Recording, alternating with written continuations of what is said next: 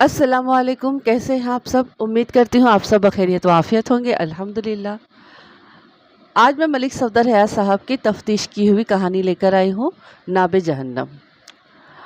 पहले हम सुन लेते हैं, फिर उसके बाद में हम कहानी के बारे में बात करेंगे। और आप लोगों से गुजारिश है, रिक्वेस्ट है कि आप लोग सुनते वक्त ही लाइक कर दिया करें। आपका लाइक मेरी हिम्मत बढ़ाने के लिए और मुझे आगे बढ़ाने के लिए है, तो प्लीज़ लाइक करिए। और जिन लोगों ने सब्सक्राइब नहीं किया है, प्लीज़ सब्सक्राइब करिए। तो चलिए शुरू करते हैं। नाबे जहन्नम। पुलिस के पास लड़कियों के अगवा की जो रिपोर्टें दर्ज कराई जाती हैं, उनमें 70 से 80% रिपोर्टें झूठी साबित होती हैं। तफ्तीश के बाद पता चलता है कि लड़की अपनी मर्जी से गई थी। माँ बाप लड़की की मर्जी के खिलाफ उसकी शादी करना चाहते थे। घर में गुर्बत की वजह से लड़की की शादी के इम्कान नज़र नहीं आते थे, या फिर ख़ानदानी रसूम व क़ुयूद की वजह से लड़की पर बेजा सख्ती की जाती थी। ये चंद वजूहात ऐसे हैं जो बाज़ औक़ात लड़कियों को घरों से भागने पर मजबूर कर देते हैं। मेरे मुशाहिदे के मुताबिक ज़्यादातर लड़कियां उन घरों से भागती है जहां बहुत ज़्यादा आज़ादी या बहुत ज़्यादा पाबंदी होती है। लड़कियों के लिए 13 से 20 साल तक की उम्र बड़ी ख़तरनाक होती है। माँ बाप को चाहिए कि इस उम्र में लड़कियों पर गहरी नज़र रखें, उन्हें घरों में तन्हा न छोड़ें, उन्हें ऐसी सहेलियों के घरों में न जाने दें जहाँ जवान लड़के हों या रंगीन मिजाज बूढ़े हों। हमारे ज़माने में इतना सख्त कानून नहीं था। मफरूर जोड़े को बरामद करने के बाद लड़की को माँ बाप के हवाले और लड़के को हवालात में बंद कर दिया जाता था, वो भी बाद में छूट जाता था। लेकिन आजकल पुलिस मफरूर जोड़े को पकड़ते ही जिना ऑर्डिनेंस के तहत चालान कर देती है और सज़ा भी बड़ी सख्त है। शायद मुस्तकबिल में अगवा और फ़रार के वाक़यात में कोई कमी हो जाए। अगवा या फ़रार का जो वाक़या मैं आपको सुनाना चाहता हूँ, वो आज से 30-32 साल पहले का है, जो 30-32 साल पहले पेश आया था। बहुत कम लोगों को ये बात मालूम होगी कि मुजरिमों के मामले में हर थाने का माहवार कोटा मुकर्रर होता है, यानी फ़ला जराइम के सिलसिले में कम से कम इतनी गिरफ्तारियां ज़रूर होना चाहिए। थानेदार ये ज़िम्मेदारी अपने अमले में तकसीम कर देता है। जिस थाने का अमला सुस्त या रिश्वत लेकर मुजरिमों को छोड़ देता हो, वो भी महीने के आखिरी दिनों में कोटा पूरा करने के लिए धरपकड़ तेज़ कर देता है। इस धरपकड़ में कई बेगुनाह भी धर लिए जाते हैं। एक रोज़ रात की ड्यूटी वाली पुलिस पार्टी सरेआम फहश हरकत के इल्ज़ाम में एक जोड़े को गिरफ्तार करके थाने ले आई। मर्द की उम्र 30 साल से ज़्यादा मालूम होती थी। शक्ल व सूरत से वो एक पढ़ा लिखा और माकूल आदमी दिखाई देता था। उसका नाम हम मोहम्मद अफजल फ़र्ज कर लेते हैं। लड़की की उम्र 20-21 साल के करीब रही होगी।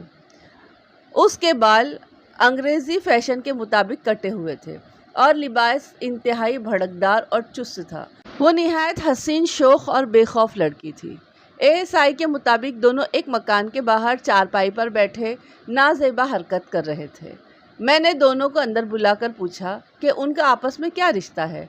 लड़की, जिसका नाम हम वाजिदा फ़र्ज कर लेते हैं, झट से बोली, हम दोनों मियाँ बीवी हैं और हम इकट्ठे बैठे बातें कर रहे थे। मोहम्मद अफजल कुछ नादिम और परेशान नज़र आ रहा था, लेकिन वाजिदा के चेहरे पर कोई घबराहट नहीं थी। हमारे आदमियों ने तुम्हें कहाँ से गिरफ़्तार किया है? मैंने पूछा। हमारे घर से, वाजिदा ने जवाब दिया। मोहम्मद अफजल, तुम भी कुछ बोलो, मैंने उससे कहा। जिस वक्त तुम दोनों को गिरफ़्तार किया गया, उस वक्त तुम कहाँ थे और क्या कर रहे थे? बात यह है जनाब कि हम फ़ारूकी साहब के मकान में किराएदार की हैसियत से रहते हैं। फ़ारूकी साहब के मकान में कुल 2.5 कमरे हैं और कमरे में सख्त गर्मी होती है, इसलिए अंधेरे होने के बाद हम चारपाई बाहर निकाल लेते हैं। एएसआई उसकी बात काट कर बोला, जनाब, ये शारे आम पर नाज़ेबा हरकत कर रहे थे। ये बकवास करता है, वाजिदा ने कहा। हम शरीफ इंसानों की तरह बैठकर बातें कर रहे थे। बीबी, इसका दिमाग तो ख़राब नहीं है कि ये तुम दोनों को यूं ही पकड़ कर ले आया? मैंने कहा, कोई वजह तो ज़रूर होगी। ये किसी और को क्यों पकड़ कर नहीं लाया? अगर ये किसी और को पकड़ लाता तो आप उससे भी यही सवाल करते, वाजिदा ने कहा। उसने हमसे 25 रुपये रिश्वत मांगी थी। मैंने कहा कि मैं 25 रुपये के बजाय 25 जूते मारूंगी। इस पर ये उछल कर हमें धमकियां देने लगा। कहने लगा, तुम्हारे सर पर उस तरह फिरवा कर, मुँह पर तवे की सियाही मलकर सारे शहर में गश्त कराऊंगा। क्यों? अमीर बख्श, क्या ये ठीक कहती है? मैंने कहा। सरासर झूठ बोलती है जी, एएसआई अमीर बख्श ने कहा, और मुझे तो इनके मियाँ बीवी होने पर भी शुबा है। उसने मज़ीद बताया कि वो तकरीबन 1.5-2 महीने पहले वहाँ आए थे। अफजल कोई काम धंधा नहीं करता था, सारा दिन घर में पड़ा रहता है। ये सुनकर अफजल तो कुछ नहीं बोला, लेकिन वाजिदा गुस्से में शोर मचाने लगी। तुम्हारी शादी कब हुई है? मैंने पूछा। हम इस सवाल का जवाब नहीं देंगे, वाजिदा ने कहा। कोई कानून इस किस्म के सवालात करने की इजाज़त नहीं देता। क्या तुम अपना निकाहनामा दिखा सकते हो? मैंने कहा। हाँ, दिखा सकते हैं, अफजल ने कहा। कोई ज़रूरत नहीं, वाजिदा जल्दी से बोली। हम कोई निकाहनामा नहीं दिखाएंगे, ये सरासर जलील करने वाली बात है। क्या आप इस इलाके के सारे ख़ानदानों के निकाहनामे देख चुके हैं? कौन सा कानून आपको निकाहनामे का मुतालबा करने की इजाज़त देता है? हम मियाँ बीवी हैं और इसके लिए हमारा बयान ही काफ़ी है। बीबी, अगर तुम ताउन नहीं करोगी तो मुझे तुम्हारे खिलाफ रिपोर्ट दर्ज करना पड़ेगी। ओह, तो आप भी धमकी देने लगे? क्या आप बगैर सबूत के रिश्वतखोर के बयान पर रिपोर्ट दर्ज कर लेंगे, बगैर किसी गवाह के? ठीक है, लिख ले रिपोर्ट। हम यहाँ परदेसियों की तरह रहते हैं, लेकिन इसका ये मतलब नहीं कि हमारी कोई हैसियत ही नहीं है। लिखें रिपोर्ट। हम थाने के खिलाफ हद तक की इज्जत का दावा कर देंगे। वैसे तुम हो कौन? एएसआई ने पूछा। कहाँ की रहने वाली हो? मैं इंसान हूँ, इसी दुनिया की रहने वाली हूँ। तुम कौन होते हो ऐसे सवालात करने वाले? हुकूमत ने तुम्हें वर्दी इसलिए नहीं दी कि तुम कमज़ोर औरत को डराओ धमकाओ। इतने ही सुरमा हो तो चोरों, डाकुओं और कातिलों को जाकर पकड़ो। एएसआई ने आंखें निकाली और गुस्से से बोला, अदब तमीज़ से बात करो, वरना सारे के सारे कसबल निकाल दूंगा। वाजिदा चिल्लाई, देखा आपने? देखा, ये मुझे मारने की धमकी दे रहा है। मारो। वो एएसआई की तरफ बढ़ी। लो मारो। औरत को मारना चाहते हो? उठाओ हाथ, मारो। मुंह क्या देख रहे हो? मर जाऊंगी पर सर नहीं झुकाऊंगी। ज़्यादा से ज़्यादा जान से मार डालोगे ना? ये भी करके देख लो। अफजल ने उसे रोकने की कोशिश की, लेकिन वो नॉन स्टॉप बोले चली जा रही थी। तुम हम पर फहाशी का इल्ज़ाम लगाते हो। मैं तुम्हें फाहिशा नज़र आती हूँ? ये मेरे शौहर हैं, तुम्हें दलाल लगते हैं? फहाशी फिल्मों में होती है, जब हीरो हीरोइन के गले में बाहें डालता है। उस वक्त तुम लोगों को फहाशी नज़र नहीं आती? जब विलन हीरोइन के कपड़े फाड़ता है, उसे कंधे पर उठाकर अगवा करता है, उस वक्त तुम्हारा कानून क्या कहता है? इस फहाशी को तो सारी कौम देखती है, उनको क्यों नहीं पकड़ते तुम लोग? उन लोगों के पास रिश्वत देने के लिए भी बहुत कुछ होता है। आप कैसे थानेदार हैं? इससे पूछे, क्या इसने हमसे रिश्वत नहीं मांगी थी? पहले तो आप इसकी रिपोर्ट लिखें, इसे कानून के सामने पेश करें। मलिक साहब, इसे सिर्फ 1 घंटे के लिए मेरे हवाले कर दें, एएसआई ने कहा। तीर की तरह सीधी हो जाएगी। हाँ, अगर यहाँ इस्लामी कानून नाफिज होता तो शरीफ औरतों पर तोहमत लगाने वाले इन तुर्रम खानों को सरेआम कोड़े लगाए जाते, वाजिदा ने कहा। अगर आप अपना फ़र्ज़ अदा नहीं करेंगे तो यकीन रखें आपकी इज़्ज़त भी महफूज नहीं रहेगी। किसी दिन आपकी बेटी भी इस जैसे किसी वर्दी पोश के काबू में होगी। मुझे आज भी वो दिन याद है कि उस लड़की के दलाल ने मुझे कायल कर दिया था। अगर वो जुर्म की मुर्तकिब हुई भी थी तो उसकी तकरीर की रोशनी में वो इल्ज़ाम बेहकीकत मालूम होने लगा। जब एएसआई को पता चला कि मैं उसे छोड़ने का इरादा रखता हूँ तो वो बहुत जिज़्बिज़ हुआ, हर तरीके से मुझे कायल करने की कोशिश करने लगा। जनाब, इस लड़की को कम से कम बदजुबानी की सज़ा तो ज़रूर मिलनी चाहिए, उसने कहा। मुझे ये कोई घर से भागी हुई लड़की मालूम होती है। उसे कम से कम 2 रोज़ तो हवालात की हवा खिलाएं। अमीर बख्श, ये लड़की मुझे ज़माने की सताही भी मालूम होती है, मैंने कहा। अगर ये दोनों वाकई मियाँ बीवी हैं और एक कमरे में रहते हैं तो इस गर्मी में उनका बाहर चारपाई पर बैठना मजबूरी के ज़ुमरे में आता है। वैसे तुम इन दोनों पर नज़र रखो। मैंने वाजिदा को बाहर भेज दिया और मोहम्मद अफजल से कुछ सवालात किए।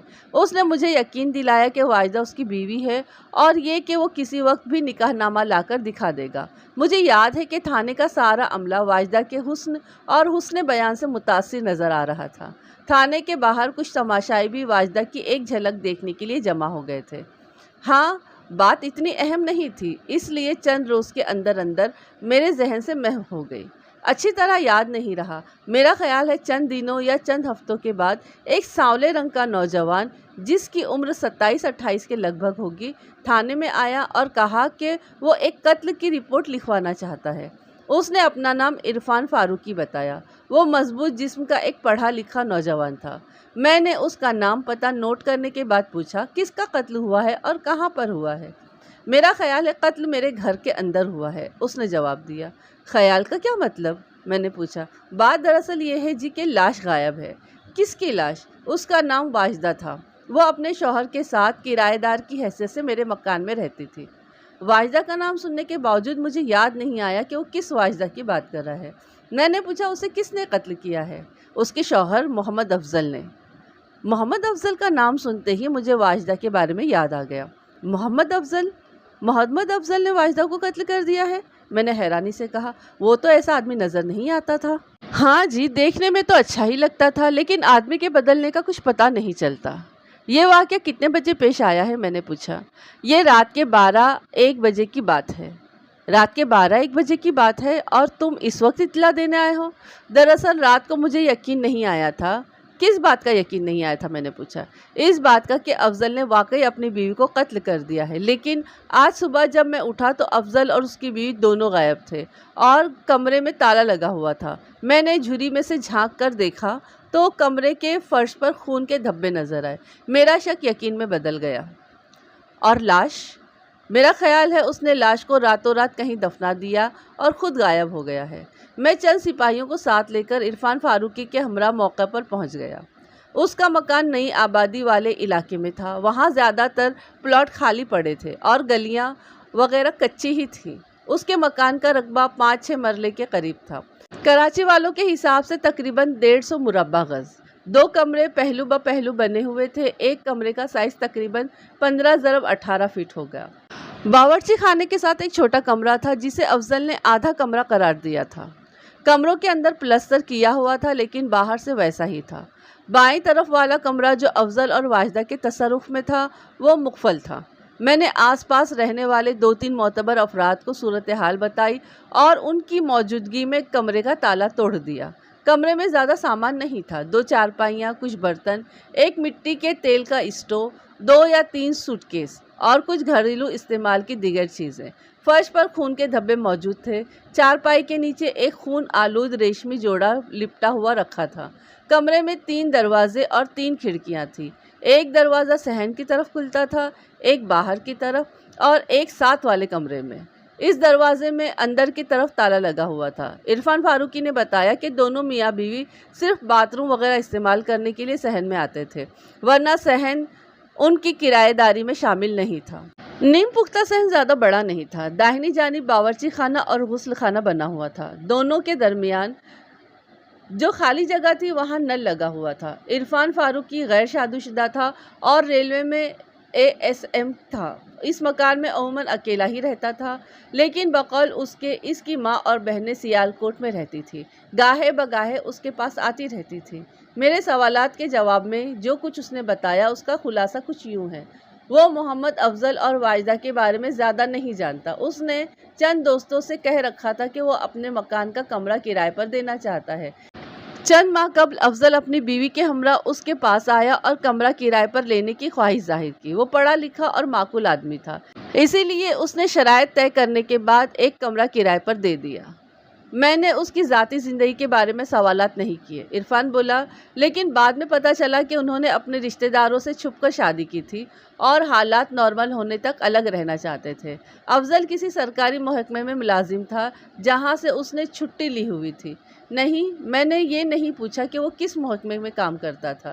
شروع میں دونوں ٹھیک ٹھاک ہی رہے، لیکن پھر دونوں میں چھوٹی چھوٹی باتوں پر تکرار ہونے لگی۔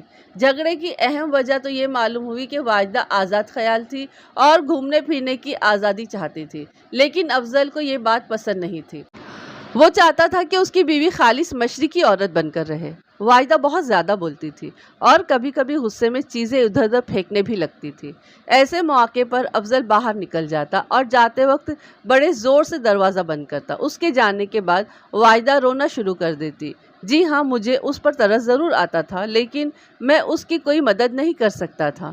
ان کے جھگڑے کی ایک دوسری وجہ بھی تھی۔ واجدہ کو شک ہو گیا تھا کہ افضل کی ایک بیوی پہلے سے بھی ہے۔ نہیں، میرے واجدہ کے ساتھ میں کوئی مراسم نہیں تھے۔ میں نے ان کی آپس کی تکرار سن کر اس بات کا اندازہ لگایا تھا۔ میں اس بات سے انکار نہیں کروں گا کہ واجدہ کی سسکیاں سن کر مجھے بہت دکھ ہوتا تھا اور میں اس کی خوبصورتی سے بھی متاثر تھا۔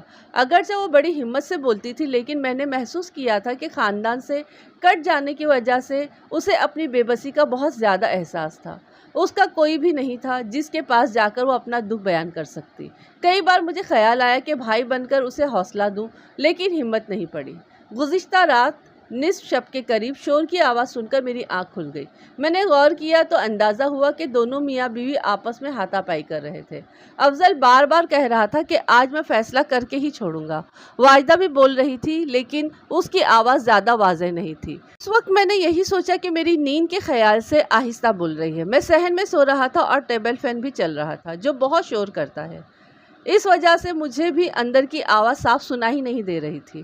جھگڑے کے دوران اندر سے چیزوں کے گرنے اور پٹکنے کی آوازیں بھی آ رہی تھی۔ کچھ دیر بعد اندر اچانک خاموشی چھا گئی۔ میں سمجھا کہ میرے جاگنے کے خیال سے دونوں چپ ہو گئے ہیں، لہٰذا میں دوبارہ بستر پر لیٹ گیا۔ صبح جب میں نے دونوں کو غائب پایا تو میرے ذہن میں خطرے کی گھنٹی بجنے لگی۔ تبھی مجھے یہ احساس ہوا کہ رات جب میری آنکھ کھلی تھی اس وقت افضل غالباً اپنی بیوی کا گلا گھونٹ رہا تھا۔ آس پاس رہنے والے کچھ لوگوں نے اس بات کی تصدیق کی کہ افضل اور واجدہ آپس میں لڑتے جھگڑتے رہتے تھے۔ خون آلود ریشمی جوڑے کو اپنے قبضے میں کرنے کے بعد میں نے دیگر سامان کا جائزہ لیا۔ ایک سوٹ کیس میں 3 یا 4 عدد زنانہ جوڑے، عورتوں کی استعمال کی چند چھوٹی موٹی چیزیں، زیورات کے 2-3 ڈبے بھی تھے، لیکن ان میں زیور نہیں تھا۔ ڈھکنے کی جیب سے سونے کے ٹاپس کی ایک جوڑی اور ایک خط برآمد ہوا۔ میں نے خط اپنی جیب میں رکھ لیا اور ٹاپس واپس ڈال دیے۔ دوسرے سوٹ کیس میں 4-5 مردانہ جوڑے، 2 دھلے ہوئے تولیے، چند رومال، جرابوں کے 1-2 جوڑے، شیونگ بلیڈ اور چند اور چیزیں تھیں جن کی تفصیل مجھے یاد نہیں رہی۔ تھوڑی سی نقدی بھی تھی۔ چارپائی کے نیچے مردانہ بوٹوں کا ایک جوڑا اور ایک جوڑا چپل رکھے تھے۔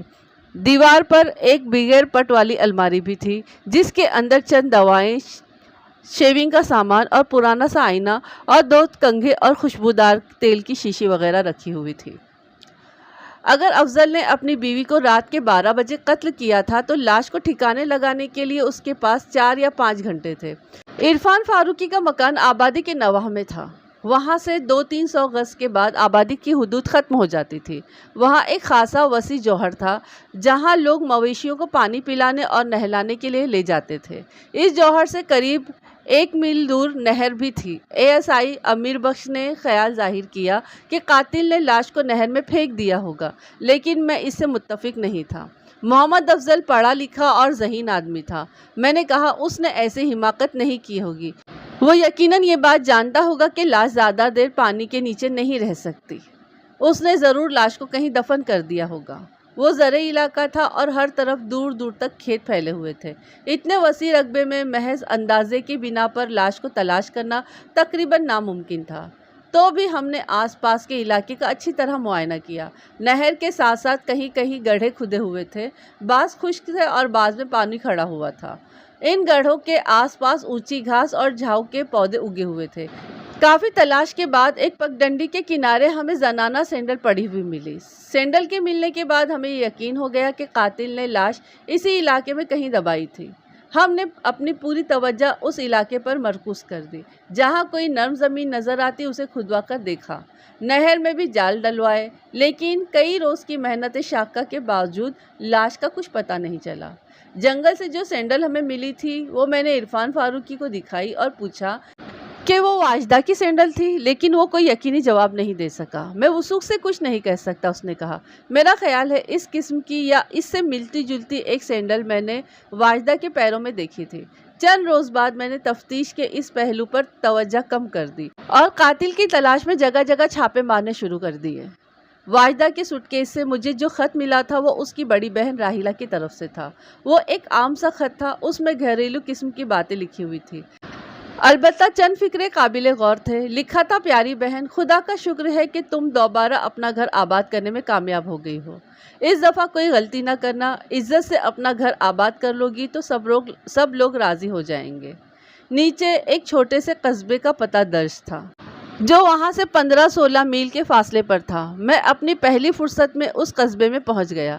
پتہ تلاش کرنے میں زیادہ دقت نہیں ہوئی۔ دستک کے جواب میں ایک عورت نے دروازہ کھولا اور مجھے دیکھ کر جلدی سے دروازے کی اوٹ میں ہو گئی۔ آپ کس سے ملنا چاہتے ہیں؟ اس نے پوچھا۔ راحیلہ نام کی کوئی لڑکی اس گھر میں رہتی ہے؟ میں نے پوچھا۔ آپ کون ہیں؟ میرا نام ملک صفدر حیات ہے۔ میں ضلع جھنگ کے ایک علاقے میں تھانے دار ہوں اور راحیلہ کی بہن کے بارے میں کچھ پوچھنے آیا ہوں۔ یا اللہ خیر، وہ گھبرا کر بولی۔ کیا ہوا میری بہن کو؟ میں ہی ہوں راحیلہ، آپ اندر آ جائیں، میری بہن خیریت سے تو ہے نا؟ وہ مجھے ایک سجے ہوئے ڈرائنگ روم میں لے گئی۔ ملک صاحب مجھے کوئی خیریت کی خبر سنانا، اس نے مزید کہا۔ میں پہلے ہی بہت دکھی ہوں، یا اللہ میری بہن خیریت سے ہو۔ پروردگار، اس نے بہت دکھ اٹھائے ہیں۔ اس کے درد انگیز کلمات سن کر میں نے سوچا کہ قتل کی خبر سنانا مناسب نہیں، لہٰذا میں نے بات بناتے ہوئے کہا، تمہاری بہن واجدہ کچھ عرصے سے اپنے شوہر کے ہمراہ ہمارے علاقے میں مقیم تھی۔ دونوں ایک کرائے کے مکان میں رہتے تھے۔ چند روز پہلے دونوں اچانک کہیں چلے گئے ہیں۔ جاتے وقت انہوں نے مالک مکان کو کچھ بھی نہیں بتایا، شاید اس کا کچھ کرایہ ان پر واجب الادا ہے، اور اس نے پریشانی کی وجہ سے تھانے میں رپورٹ درج کرا دی۔ مجھے پہلے ہی ڈر تھا، راحیلہ نے کہا۔ واجدہ نے پھر کسی غلط آدمی کو منتخب کر لیا ہوگا۔ اس نے باریک سے دوپٹے سے آدھا منہ چھپایا ہوا تھا۔ میں نے اندازہ لگایا کہ اس کی عمر 27-28 سال کے لگ بھگ ہوگی۔ وہ واجدہ کی طرح شوخ اور خوبصورت نہیں تھی، تاہم اس کے نقوش واجدہ سے ملتے جلتے تھے۔ چند سال پہلے وہ یقیناً خوبصورت رہی ہوگی، لیکن اس وقت اس کے چہرے پر تفکرات کی لکیریں نمایاں تھیں۔ وہ ایسا چہرہ معلوم ہوتا تھا جو حالات کی تلخیوں اور سختیوں کے باعث مسکرانا بھول گیا ہو۔ میں تمہارا مطلب نہیں سمجھا، میں نے کہا، ذرا تفصیل سے بتانا ساری بات۔ اس نے بتایا کہ واجدہ بچپن ہی سے شوخ طبیعت کی لڑکی تھی۔ اس کی شوخی اور خوبصورتی کی وجہ سے ہر شخص اسے پسند کرتا تھا، سوائے اس کے والد کے۔ وہ بے دھڑک ہر شخص سے بات کر لیتی تھی اور کسی سے نہیں ڈرتی تھی۔ ابھی وہ 15-16 سال کی ہوئی تھی کہ اس کے لیے رشتے آنا شروع ہو گئے۔ اس وقت ماں زندہ تھی۔ واجدہ نے ماں سے صاف کہہ دیا تھا کہ وہ کسی ایرے گیرے کے ساتھ شادی نہیں کرے گی۔ یہ تو اتنی پریشانی کی بات نہیں تھی، راحیلہ نے بات جاری رکھتے ہوئے کہا۔ اصل پریشانی اس وقت شروع ہوئی جب محلے کے لڑکوں نے واجدہ کو تنگ کرنا شروع کر دیا۔ کوئی آوازیں کستا، کوئی اسکول سے گھر اور گھر سے اسکول تک اس کا پیچھا کرتا۔ بعض نے فضول قسم کے خط لکھنے شروع کر دیے۔ ایک خط والد صاحب کے ہاتھ لگ گیا۔ وہ کٹر قسم کے مذہبی آدمی ہیں۔ انہوں نے واجدہ کو کمرے میں بند کر کے بہت مارا۔ واجدہ کہتی رہی کہ اس کا اس خط سے کوئی واسطہ نہیں، وہ خط بھیجنے والے کو جانتی تک نہیں، لیکن ابا جان نے اس کی کوئی بات نہیں سنی۔ وہ اسے مارتے جاتے اور یہ کہتے جاتے کہ عورت کا خوبصورت ہونا فتنہ ہے، میں تیری شکل بگاڑ دوں گا، تیزاب ڈال دوں گا تیرے چہرے پر۔ امی نے کہا کہ آپ اس لڑکے سے جا کر پوچھیں، اس کے ماں باپ سے بات کریں کہ اس نے یہ خط کیوں لکھا تھا، تھانے میں رپورٹ کریں۔ اس پر بولے، تھانے کچہری میں زندگی برباد کرنے کے بجائے میں اس فتنے کو ہی کیوں نہ ختم کر دوں۔ ملک صاحب، میری بہن بری نہیں تھی، ابا جی کی سختی نے اس کے اندر بغاوت پیدا کر دی تھی۔ ایک دن اس نے کہا کہ اگر نہ کردہ گناہوں پر مار کھانی ہے تو پھر کیوں نہ کچھ کر کے مار کھاؤں۔ پھر ہماری امی کا انتقال ہو گیا تو ابا جی کی سختیاں اور زیادہ بڑھ گئیں۔ انہوں نے ہمارے مستقبل کی کبھی فکر نہیں کی، جو بھی رشتہ ہمارے لیے آتا ان میں انہیں خرابی ہی نظر آتی۔ کہتے اور تو سب ٹھیک ہے، یہ لڑکا دیندار نہیں۔ لوگوں نے اس بات کو ہمارا مذاق بنا لیا۔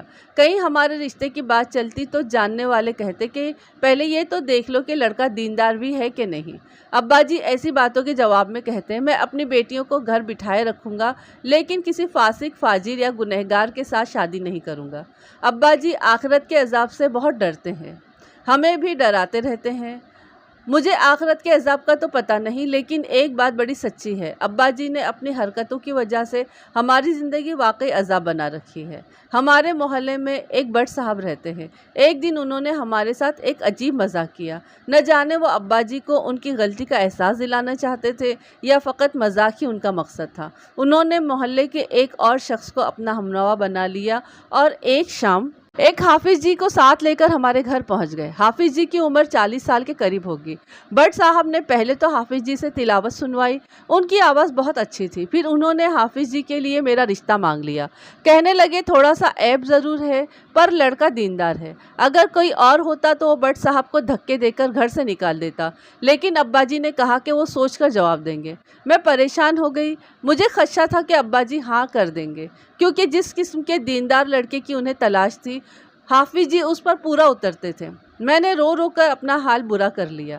3-4 روز کے بعد واجدہ نے کہا، باجی فکر نہیں کرو، اب حافظ جی ہمارے گھر کا رخ نہیں کریں گے۔ پتہ یہ چلا کہ وہ کسی سہیلی کو ساتھ لے کر پہلے حافظ جی کے پاس گئی اور انہیں کھری کھری سنائی۔ फिर बट साहब के घर जाकर खूब शोर मचाया। उनसे कहने लगी कि अगर उन्हें हाफिज जी इतने ही पसंद है तो अपनी किसी बेटी का रिश्ता उन्हें दे दे। वक्ती तौर पर तो बला सर से टल गई, लेकिन एक मुस्तकिल फिक्र ने हम दोनों को घेर लिया। हमें यकीन हो गया कि अब्बाजी हमारी शादी किसी नीम मुल्ला से कर देंगे जिसके साथ हम कभी समझौता नहीं कर सकेंगे। वाजिदा मुझे घर से भाग जाने पर उकसाने लगी, लेकिन मैंने उसकी बात नहीं मानी। मुझे मालूम था कि ये एक अजाब से निकलकर दूसरे अजाब में पड़ने वाली बात थी। मैंने उसे भी समझाने की कोशिश की, मगर उसने मेरी बात पर ध्यान नहीं दिया। मलिक साहब, जब लड़की घर से निकलती है तो उसे सहारे की ज़रूरत होती है। अकेली लड़की को देखकर हर शख्स दांत तेज करने लगता है। लड़की फुटपाथ पर नहीं सो सकती, होटल में नहीं रह सकती, किसी अजनबी के घर में रात बसर नहीं कर सकती, क्योंकि कुदरत ने उसे कमज़ोर पैदा किया है। लिहाजा वाजिदा को भी सहारे की ज़रूरत थी। अब्बाजी की सख्तियों के बावजूद उसने एक सहारा तलाश कर लिया। वो एक जवान स्कूल टीचर था। उसने वाजिदा को तहफ़्फ़ुज़ का यकीन दिलाया, बहुत यकीन दिलाया, और एक रोज़ वाजिदा उसके साथ फ़रार हो गई। अब्बाजी ने उसके फ़रार का सारा गुस्सा मुझ पर निकाला और थाने में रिपोर्ट लिखा दी। स्कूल टीचर का नाम साजिद अली था। वो वाजिदा को जगह जगह लिए फिरता रहा, लेकिन शादी के बारे में टाल मटोल करता रहा। वाजिदा मुझे ख़तों में सारी बातें लिखती रहती थी। साजिद अली के टाल मटोल की वजह ये मालूम हुई कि उसकी मंगनी हो चुकी है। उसकी मंगेतर एक अमीर घराने से ताल्लुक़ रखती थी और उसे तवक्का थी कि वो अपने साथ भारी जहेज़ लेकर आएगी, इसलिए वो इस मौके को ज़ाय करना नहीं चाहता था। उसने वाजिदा के सामने ये शर्त रखी कि वो अपनी मंगेतर को नहीं छोड़ सकता, इसलिए वाजिदा को इससे दूसरी शादी की तहरीरी इजाज़त देना होगी। लेकिन वाजिदा उन लड़कियों में से है जो अपनी किसी चीज़ में शराकत बर्दाश्त नहीं कर सकती। उसने साजिद अली को दूसरी शादी की इजाज़त देने से साफ इनकार कर दिया। उस दौरान में दोनों को पुलिस ने गिरफ्तार करके अदालत में पेश कर दिया। वाजिदा अगर चाहती तो साजिद अली पर अगवा का इल्ज़ाम आयद करके उसे सज़ा दिलवा सकती थी, लेकिन उसने अदालत में यही बयान दिया कि वो अपनी मर्ज़ी से गई थी, और साथ ही अब्बाजी की सख्तियों का हाल भी बयान किया। जज ने अब्बाजी को बुलाकर उन्हें समझाने की कोशिश की, लेकिन अब्बाजी ने वाजिदा को वापस घर लाने से इनकार कर दिया। उन्होंने कहा कि अगर वो इस गुनाहगार लड़की को अपने घर ले गए तो खुदा का अजाब हमारे घर पर नाजिल होगा। उस पर वाजिदा ने बहुत सख्त कलामी की। उसने कहा, मेरे वालिद पता नहीं किस अजाब की बात करते हैं। उन्होंने तो अपने ही घर को जहन्नुम बना रखा है, जिसमें मैं बहुत जल चुकी हूँ। अब मैं भी उस जहन्नुम में नहीं जाना चाहती। अदालत ने वाजिदा को एक रिफाही अदारे में भेज दिया। कुछ अरसे बाद उसने ख़त लिखा कि वो अनकरीब एक बहुत अच्छे आदमी से शादी करने वाली है। मैंने उसे लिखा कि वो देखभाल कर फ़ैसला करे। उसके बाद कई महीनों तक उसका कोई ख़त नहीं आया। फिर कुछ अरसे कब्ल उसका ख़त मिला। उसने मोहम्मद अफजल नामी एक शख्स से शादी कर ली थी और बहुत खुश थी। जब उसकी बात ख़त्म हुई तो मैंने कहा, तुमने उसके ख़त के जवाब में जो ख़त लिखा था वो मेरे पास मौजूद है। क्या वाजिदा ने अफजल के बारे में कोई तफसील नहीं लिखी कि वो कौन है, कहाँ का रहने वाला और क्या काम करता है? नहीं, तफसील तो कोई नहीं लिखी, राहिला ने कहा। उसके चेहरे पर एक बार फिर फिक्रमंदी नज़र आने लगी। बोली, मेरी बहन खैरियत से तो है ना? इस सिलसिले में मैं तुम्हें कोई तसल्ली बख्श जवाब नहीं दे सकता। अचानक किसी ने बड़े ज़ोर से दरवाज़ा खटखटाया। खटखटाने की आवाज़ सुनते ही राहिला का रंग इतनी तेज़ी से तब्दील हुआ कि मैं दंग रह गया। वो जल्दी से उठी और दोनों हाथों से मेरा बाजू पकड़कर बोली, मलिक साहब, खुदा के लिए जल्दी से बाहर निकल जाएं। उस तरफ, उस पिछले दरवाजे की तरफ से। शायद अब्बाजी आ गए हैं। अगर उन्होंने आपको देख लिया तो क़यामत बपा कर देंगे। उसके दोनों हाथ दहशत की बास कपकपा रहे थे। उसे ये भी ख्याल नहीं रहा कि मैं एक अजनबी मर्द था। तुम दरवाज़ा खोलो, मैंने इत्मीनान के साथ कहा। कोई क़यामत नहीं आएगी। वो हाथ जोड़ने लगी। उसका रंग पीला पड़ता जा रहा था। मैंने उसे एक तरफ हटाया और आगे बढ़कर दरवाज़ा खोल दिया। उस वक्त मैं वर्दी में नहीं था। दरवाज़ा खुलते ही एक सफ़ेद बारिश बुढ़ा बकता झकता अंदर दाखिल हुआ। उसकी दाढ़ी में कहीं कहीं सियाह बाल भी थे और एक मुट्ठी से ज़्यादा लंबी थी। उसने टखनों से ऊंची शलवार और घुटनों से लंबा कुर्ता पहन रखा था। हाथ में छड़ी, कंधे पर सब पटका और सर पर तिनकों की टोपी थी। या अल्लाह, मेरे गुनाह माफ़ फरमा, उसने कहा। यहाँ जो कुछ भी हो रहा था मैं उससे अपने आप को बरी करार देता हूँ। फिर वो छड़ी लहराते हुए राहिला की तरफ बढ़ा। कब से ये हरामकारी हो रही है? कौन है ये मुस्टंडा? कब्ल इसके कि उसकी छड़ी राहिला के बदन पर पड़ती, मैंने जल्दी से आगे बढ़कर उसकी कलाई पकड़ ली और लकड़ी छीन ली। बाबा जी, ज़रा हौसले के साथ। क्या नाम है आपका? बूढ़ा कलाई छुड़ाने की कोशिश करते हुए बोला। हाथ छोड़ मेरा। कौन हो तुम? मैं थानेदार हूँ। मेरा नाम मलिक सफदर हयात है। बकवास करते हो, तुम्हारे जैसे जाली थानेदार मैंने बहुत देखे हैं। मैं पुलिस के हवाले कर दूंगा तुम्हें। मैंने उसे सोफे पर बैठने पर मजबूर कर दिया। फिर कहा, बुजुर्गवार, मैं आपकी इज्जत कर रहा हूँ, लेकिन आप मुझे दूसरा तरीका इख्तियार करने पर मजबूर कर रहे हैं। अचानक वो खौफजदा नज़रों से मेरी तरफ देखने लगा। उसकी सांस की रफ्तार भी तेज़ हो गई। तुम कौन हो? अचानक मेरे जहन में एक तरकीब आई। मैंने उसे राह रास्त पर लाने के लिए कहा, मैं आपको कत्ल करने आया हूँ। लेकिन कत्ल कत्ल, वो मेरी बात काटते हुए बोला और तेज़ तेज़ सांसें लेने लगा। लेकिन अगर आपने मेरे चंद सवालों के सही जवाब दिए तो मैं आपकी जान बख्श दूंगा। राहिला बेटी पानी। जनाब, आपने तो पक्का राग गाना शुरू कर दिया। मैंने कहा, वो क्या कहते हैं, सारे गामा पाधा निसा। राहिला अंदर से पानी का गिलास भर के ले आई। बड़े मियाँ ने आधा पानी पिया और आधा नीचे गिरा दिया। फिर गिलास वापस देते हुए बोली, बेटी किसी को बुला लाओ, किसी को बुला लाओ, शेख साहब या रोशन दीन को। मैंने राहिला को आंख से इशारा किया, फिर बज़ाहिर तहकुमाना लहजे में कहा, ए लड़की बैठ जा इधर ही, नहीं तो तुझे भी कत्ल कर दूंगा। राहिला ने ग्लास मेज़ पर रख दिया और खामोशी से दूसरे सोफे पर बैठ गई। मैंने उसके बाप से मुखातिब होकर कहा, हाँ तो हज़रत, अगर आपने मेरे चंद सवालों के सही जवाब दिए हैं तो आपको मैं कत्ल नहीं करूँगा। पहले तो आप अपना नाम बताएं। मुंशी चिरागुद्दीन। मुंशी साहब, आपकी तालीम कितनी है? बाकायदा तालीम मिडल तक है। कारोबार क्या है आपका? आजकल कपड़ों का कारोबार करता हूँ। मेन बाज़ार में दुकान है। अंग्रेज़ों के ज़माने में सिविल कोर्ट में मुलाजिम था, पट्टे वाला था। मुलाजमत के ज़माने में तनख्वाह के अलावा ऊपर की आमदनी कितनी हो जाती थी? झूठ नहीं बोलूँगा, 5-10 रुपए रोज़ के हो जाते थे।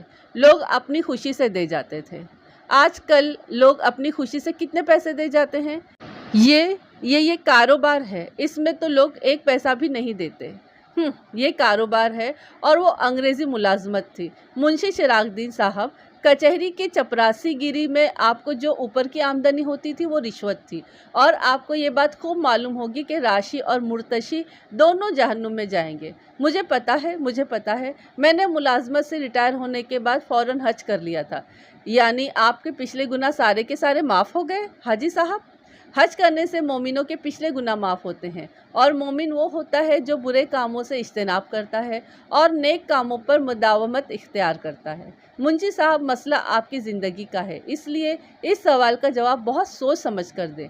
क्या इस्लाम तलवार के ज़ोर से फैला है? हरगिज़ नहीं। दीन में जब्र जायज़ नहीं। अगला सवाल ज़रा गौर से सुने। मैंने कहा, जैसा कि आपने देखा होगा कि अक्सर मुसलमान सिर्फ नाम के मुसलमान हैं, इस्लामी तालीम का ना इल्म रखते हैं और ना उन पर अमल करते हैं। अगर ऐसे किसी शख्स को कोई ज़ोर आवर पकड़ ले, तलवार लेकर उसके सर पर खड़ा हो जाए और उसे ज़बरदस्ती नमाज पढ़ने पर मजबूर करे, तो क्या उस बेअमल शख्स की नमाज कबूल हो जाएगी? हरगिज़ नहीं। मुंशी चिरागुद्दीन ने जवाब दिया, तलवार के डर से नमाज पढ़ने वाली की नमाज कबूल नहीं होगी। बिल्कुल दुरुस्त फरमाया। मैंने कहा, नतीजा ये निकला कि नेकी और इबादत वो कबूल होगी जो इंसान ने अपनी खुशी और शौक़ से की होगी। मैंने गलत तो नहीं कहा? आपने बिल्कुल ठीक कहा, उसने कहा। आखिरी सवाल यह है कि क्या खुदा उस शख्स को पसंद करेगा जो लोगों से ज़बरदस्ती नेकियां करवाएगा? हरगिज़ नहीं, बल्कि ऐसे शख्स को खुदा नापसंद करेगा। तो फिर मुंशी चिरागुद्दीन साहब, आपने अपनी बच्चियों पर नेकी के नाम पर जुल्म क्यों रवा रखा हुआ है? क्या ये इस एहसान फरामोश ने ये बात आपसे कही है? उसने राहिला की तरफ इशारा किया। उसने, जिसके लिए दिन रात मैं मेहनत करता हूँ, जिसे मैंने दुनिया का हर आराम दे रखा है। मुंशी साहब, शोर नहीं मचाएं। मैंने सख्त लहजे में कहा, आप बड़े दीनदार बने फिरते हैं, अपने अमल से भी दीनदारी जाहिर करें, आराम से बात करें, इल्म की बात का इल्म और अक्ल से जवाब दें। खुदा तैश में आने वालों को, खुद पसंदों को और मुतकब्बिरों को पसंद नहीं करता। जो अपने मातहतों और ज़ेर किफ़ालत बंदों के साथ नरमी का सलूक नहीं करता, उस पर खुदा का गज़ब नाजिल होता है। क्या आप अपनी बच्चियों के हुकूक अदा करते हैं? आप इससे पूछें कि मैंने इसे क्या नहीं दिया। मुंशी चिरागुद्दीन चिराग पा होकर बोला, कौन सी ज़रूरत उसकी पूरी नहीं की? मैं बताता हूँ कि आपने इसकी कौन सी ज़रूरत पूरी नहीं की और कौन सी ज़रूरत पूरी की है। मैंने कहा, इस मासूम की तरफ क्या इशारा करते हैं आप? इसे तो आपने बचपन से ही कैद कर रखा हुआ है। इसकी अना इज़्ज़त नफ्स को कुचल कर रख दिया है। ये बेचारी क्या मुँह खोलेगी? मेरे सवालों का जवाब दें। क्या आप इसके साथ शफ़क़त का सलूक करते हैं? क्यों नहीं मुंशी जी, خدا کا خوف کریں، اتنی لمبی داڑھی رکھ کر آپ جھوٹ بول رہے ہیں۔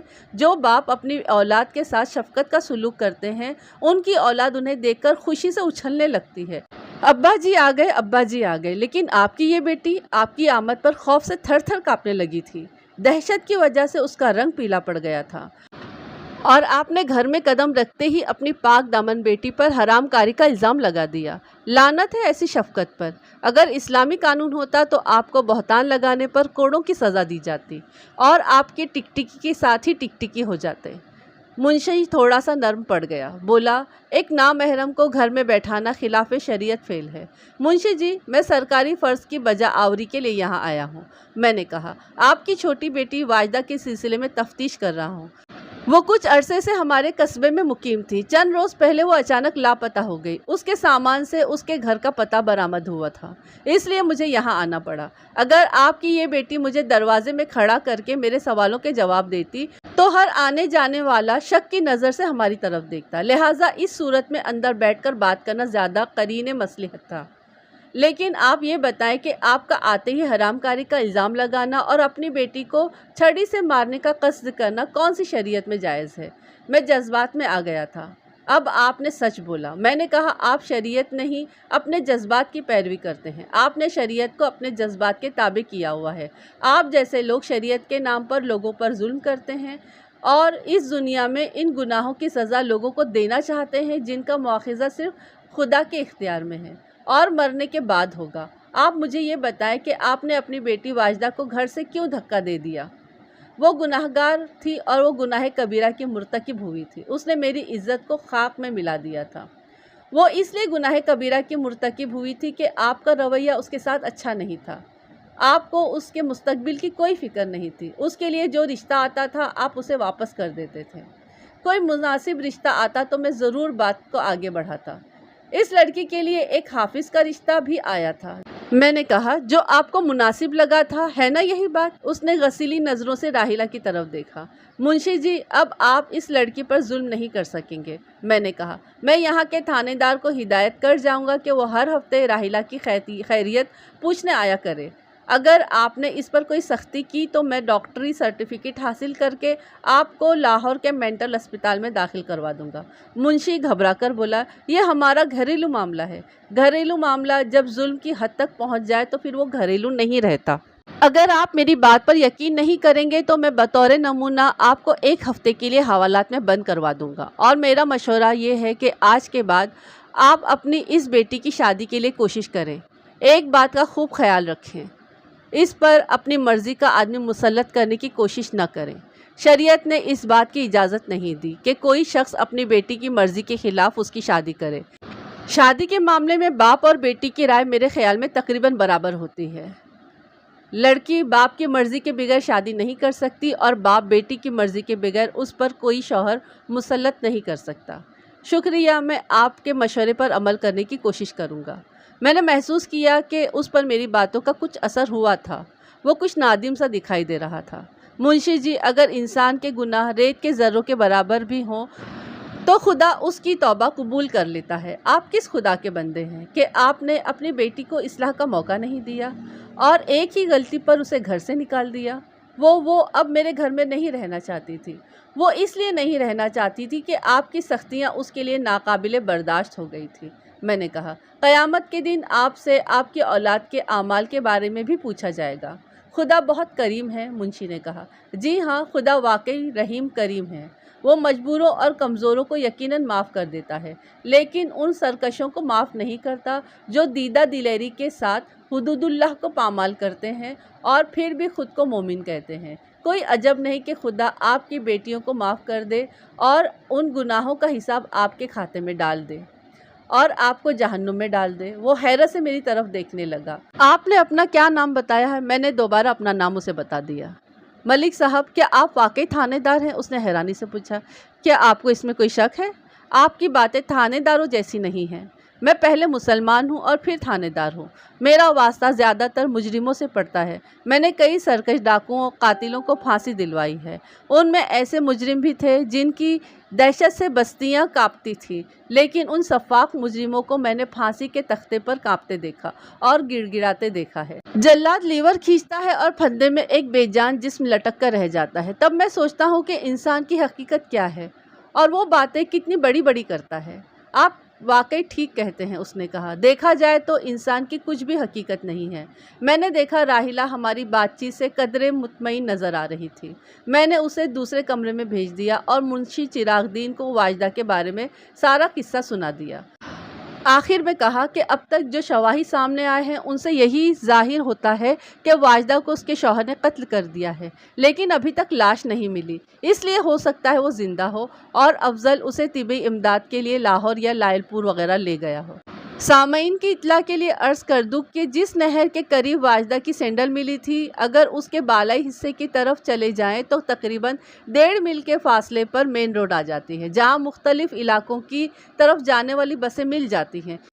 اس تھیوری سے راستے میں سینڈل گرنے کا جواز بھی پیدا ہو جاتا تھا۔ منشی چراغ دین اگر سخت دل آدمی تھا، لیکن میں نے محسوس کیا کہ واجدہ کے قتل کی خبر سے وہ پریشان ہو گیا تھا۔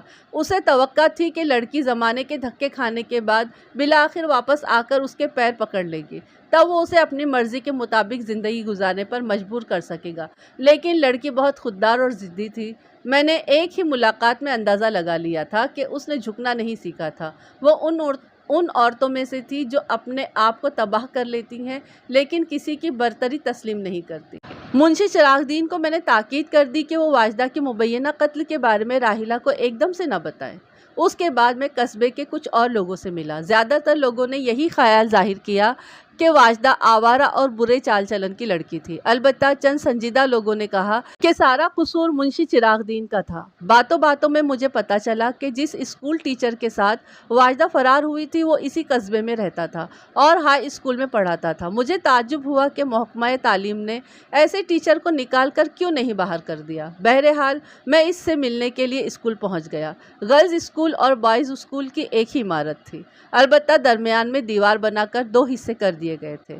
تاہم دونوں اسکولوں کے انتظامی معاملات مشترک تھے، یعنی دفتر ایک ہی تھا بلکہ ہیڈ ماسٹر بھی ایک ہی تھا۔ درمیان میں ایک دروازہ تھا جس پر میں نے ایک بوڑھے چوکیدار کو بیٹھے دیکھا۔ میں ہیڈ ماسٹر سے ملا، اپنا تعارف کروایا، واجدہ کا مختصر ذکر کیا اور ساجد علی سے ملنے کی خواہش ظاہر کی۔ ہیڈ ماسٹر ایک جوان اور خوش گفتار شخص تھا، عمر 30-32 سال کے قریب ہوگی، مجھے اس کا نام یاد نہیں رہا۔ اس نے مجھے تھوڑا سا انتظار کرنے کے لیے کہا کیونکہ ساجد علی کلاس لے رہا تھا۔ واجدہ اسی اسکول میں پڑھتی تھی؟ میں نے وقت گزارنے کے لیے سوال کیا۔ ہاں، اسی اسکول میں پڑھتی تھی، اس نے کہا۔ نہایت ذہین لڑکی تھی۔ اگر وہ اپنی ذہانت کو پوری طرح تعلیم کی طرف لگاتی تو یقیناً یونیورسٹی میں اول آتی، لیکن اس کا دھیان، اس نے اپنی بات ادھوری چھوڑ دی۔ دراصل آج کل فلموں کی وجہ سے نئی نسل پر بہت برا اثر پڑ رہا ہے۔ فلمی صنعت میں اصلاح کی بہت زیادہ ضرورت ہے۔ اگر حکومت ذرا سی سختی کرے تو صاف ستھری فلمیں بننے لگیں گی اور نوجوانوں میں بے رحم روی نہ پیدا ہوگی۔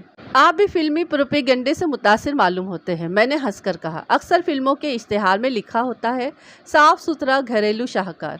اس گھریلو شاہکار میں شریف زادیوں کو عشق کرتے دکھایا جاتا ہے اور اسے سچا اور پاک عشق قرار دیا جاتا ہے، حالانکہ اسلام یہ کہتا ہے کہ عورت نامحرم سے میل جول نہ رکھے۔ پھر آپ کے گھریلو شاہکار میں ماں باپ کو عموماً ظالم اور عشق کے متوالوں کو مظلوم بنا کر پیش کیا جاتا ہے، جبکہ یہ سراسر بے حیائی ہے۔ اور آپ یہ سن کر حیران ہوں گے کہ کچھ عرصے قبل واجدہ نے بھی ایسے ہی خیالات کا اظہار کیا تھا۔ اس نے حیرت سے آنکھیں پھیلائیں۔ جس لڑکی کو فلموں نے تباہ کیا ہو، کیا وہ بھی ایسے خیالات کا اظہار کر سکتی ہے؟ اس بات میں آپ سے اتفاق نہیں کروں گا، میں نے کہا۔ واجدہ کو فلموں نے نہیں، اس کے باپ منشی چراغ دین نے تباہ کیا ہے۔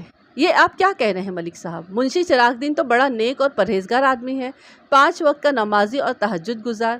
ایک بات تو بتائیں، آپ نے منشی چراغ دین کو مسجد میں آتے جاتے ضرور دیکھا ہوگا، اس لیے آپ نے اسے نمازی کہہ دیا، لیکن کیا آپ نے اسے تہجد کی نماز پڑھتے بھی دیکھا ہے؟ وہ ہنس کر بولا، میرا خیال ہے کہ آج تک مجھے ایک بار بھی تہجد کے وقت اٹھنا نصیب نہیں ہوا۔ ویسے مشہور یہی ہے کہ منشی چراغ دین تہجد گزار ہے۔ اگر یہ بات منشی چراغ دین نے مشہور کی ہے تو وہ ریاکار ہے، اور اگر لوگوں نے مشہور کی ہے تو وہ جھوٹے ہیں۔ نفل عبادت عموماً چھپ کر کی جاتی ہے اور اشد ضرورت کے سوا اس کا اظہار ہرگز مستحسن نہیں۔ اس سے عبادت کے نامقبول ہونے کا احتمال ہوتا ہے۔ یہ آپ نے بالکل صحیح کہا ہے۔ دراصل ہمارے معاشرے میں بعض ایسے فکرے رائج ہو چکے ہیں جنہیں ہم سوچے سمجھے بغیر استعمال کر ڈالتے ہیں۔ کسی کو ہم اس کے ظاہری حلیے کے سبب نمازی، پرہیزگار، اور کسی کو شرابی کبابی کہنا شروع کر دیتے ہیں، حالانکہ ہم دونوں کی حقیقت سے بے خبر ہوتے ہیں۔ کچھ دیر بعد میں نے سلسلہ کلام کا رخ موڑتے ہوئے پوچھا، میں نے سنا ہے کہ واجدہ ساجد علی کے ساتھ فرار ہو گئی تھی اور کیس وغیرہ بھی چلا تھا۔ آپ نے ٹھیک سنا ہے۔ اس کے باوجود ساجد علی آپ کے اسکول میں ٹیچر ہے؟ شروع میں میرا بھی یہی خیال تھا کہ ساجد علی اس ملازمت کے قابل نہیں رہا، لیکن جب میں نے سارے کیس کا مطالعہ کیا اور ساجد علی سے جواب طلبی کی تو مجھے اپنا نقطۂ نظر بدلنا پڑا۔ اصل صورتحال تو ساجد علی ہی آپ کو بتائے گا، لیکن ترغیب بڑی زبردست تھی۔ ایسے موقع پر کوئی بھی حساس دل آدمی فریب کا شکار ہو سکتا تھا۔ بس یوں سمجھ لے کہ آدم کو جنت سے نکالنے والا فارمولہ استعمال کیا گیا تھا۔ میں یہ نہیں کہتا کہ ساجد علی کی غلطی نہیں تھی، لیکن زیادہ غلطی واجدہ کی تھی۔ اتنی شوخ، بے باک اور حسین لڑکی میں نے کبھی نہیں دیکھی تھی۔ پھر تو منشی چراغ دین ٹھیک ہی کہتا ہے، میں نے کہا، عورت کا حسین ہونا واقعی فتنہ ہے۔ فتنہ آزمائش کے معنوں میں اپنے حسن کی وجہ سے کبھی وہ خود آزمائش میں مبتلا ہوتی ہے اور کبھی دوسروں کو آزمائش میں مبتلا کرتی ہے۔ اتنے میں ایک دراز قامت، صحت مند، خوبرو اور خوش پوش شکل کا شخص دفتر میں داخل ہوا۔ ہیڈ ماسٹر نے اس کا تعارف کرایا، وہ ساجد علی تھا۔ رسمی کلمات کے بعد میں نے کہا، تم نے واجدہ کو جو راستہ دکھایا تھا وہ اس راستے پر بہت دور چلی گئی ہے۔ 90% امکان اس بات کا ہے کہ وہ قتل ہو چکی ہے اور اپنے فتنہ انگیز سراپا کے ساتھ پیوند زمین ہو چکی ہے۔ پھر میں نے مختصراً سارا واقعہ بیان کیا۔ ساجد علی کے چہرے پر غم کی تاریکی چھا گئی۔ اس نے اپنی آنکھوں میں چھلک آنے والے آنسوؤں کو بڑی مشکل سے روکا۔ بولا، ملک صاحب، واجدہ اتنی بری نہیں تھی جتنی مشہور ہو گئی ہے، بلکہ سچی بات یہ ہے کہ وہ صاف دل کی اور کھری لڑکی تھی۔ اگر میری مجبوری درمیان میں حائل نہ ہوتی تو میں ضرور اس کے ساتھ شادی کر لیتا۔ میں نے پوچھا، مجبوری کیا تھی؟ اس نے کہا، میری منگنی ہو چکی تھی، وہ میری ماں کو پسند تھی اور میں اس کی پسند کی ہوئی لڑکی کو ٹھکرا نہیں سکتا تھا۔ مجھے بتایا گیا ہے کہ تمہاری منگیتر امیر گھرانے سے تعلق رکھتی ہے اور تم نے جہیز کے لالچ میں اسے چھوڑنا گوارا نہیں کیا۔ پہلی بات تو میں آپ کو یہ بتا دوں کہ مقدمے کی کارروائی عام ہونے کی کچھ عرصے بعد لڑکی والوں نے منگنی توڑ دی تھی۔ اب آپ اسے میری سابقہ منگیتر کہہ سکتے ہیں۔ یہ ٹھیک ہے کہ وہ امیر گھرانے سے تعلق رکھتی تھی، لیکن مجھے جہیز کا کوئی لالچ نہیں ہوا اور کبھی مجھے جہیز کا کوئی لالچ نہیں تھا۔ فرار کا پروگرام کیسے بنا تھا؟ میں نے پوچھا۔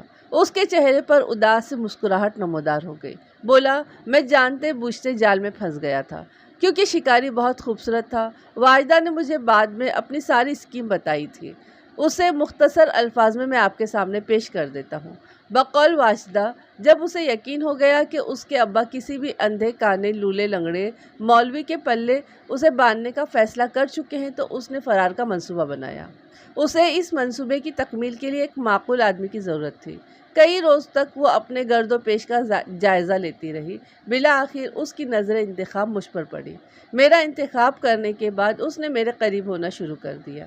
ایک روز میں اسکول سے نکلا تو ایک لڑکی جھجکتی ہوئی میرے قریب آئی اور بولی، سر، میں ریاضی کا ایک سوال سمجھنا چاہتی ہوں۔ میں نے تعجب سے اس کی طرف دیکھا اور کہا، میں تو لڑکوں کی اسکول کا ٹیچر ہوں، اسے اپنی مس سے سوال سمجھنا چاہیے۔ وہ اصرار کرنے لگی، بولی، مس کا طریقہ میری سمجھ میں نہیں آتا ہے۔ میں نے سنا ہے کہ آپ بہت اچھا سمجھاتے ہیں۔ آپ مجھے اپنے گھر کا پتہ بتا دیں، میں کسی وقت آپ کے گھر آ کر سمجھ لوں گی۔ مجھ سے یہی غلطی ہوئی کہ میں نے اپنی رہائش گاہ کا پتہ اسے بتا دیا، حالانکہ میں اکیلا رہتا تھا۔ وہ لڑکی یعنی واجدہ دوسرے روز میری رہائش گاہ پر پہنچ گئی۔ اس کے ساتھ ایک اور لڑکی تھی۔ میں نے دونوں کو چند سوالات سمجھا دیے۔ اس کے بعد واجدہ نے ہر دوسرے تیسرے دن میرے پاس آنا شروع کر دیا۔ وہ زیادہ تر اپنے ابا کے ظلم کی کہانیاں مجھے سنایا کرتی تھی اور کہتی تھی کہ کسی روز خودکشی کر لے گی۔ مجھے اس سے ہمدردی سی ہو گئی، پھر یہ ہمدردی بڑھتے بڑھتے کچھ اور ہی رنگ اختیار کر دی۔ ایک روز واجدہ نے مجھ سے کہا کہ میں اسے لاہور چھوڑاؤں۔ اس نے بتایا کہ لاہور میں اس کے ماموں رہتے ہیں۔ پہلے تو میں راضی نہیں ہوا، لیکن وہ رونے لگی اور میری منتیں کرنے لگی۔ लिहाजा मुझे झुकना पड़ा। मैं उसे लाहौर ले गया, लेकिन लाहौर पहुंचने पर पता चला कि उसने झूठ बोला था। वहाँ उसके कोई मामू नहीं थे। लिहाजा मैं उसे शेखुपुरा ले गया, जहाँ मेरे वालिदैन रहते थे। मैंने गहरा सांस लिया। इससे आगे की कहानी बहुत लंबी है। किस्सा मुख्तसर ये कि लाशऊरी तौर पर उसकी साजिश का शिकार हो गया था। जब कोई आदमी इस किस्म का वाक़या सुनाता है तो अपने आप को बेगुनाह साबित करने के लिए वाक़यात में थोड़ी बहुत कमी बेशी कर लेता है। मैंने अंदाज़ा लगाया कि साजिद अली ने बहुत सी बातें छुपाई थी। बहरहाल मैंने उस पर कोई जरह नहीं की और पूछा, क्या तुम मोहम्मद अफजल के बारे में कुछ बता सकते हो? नहीं, मैं उसके बारे में कुछ नहीं जानता। मेरा ख्याल है ये शख्स लाहौर का रहने वाला है।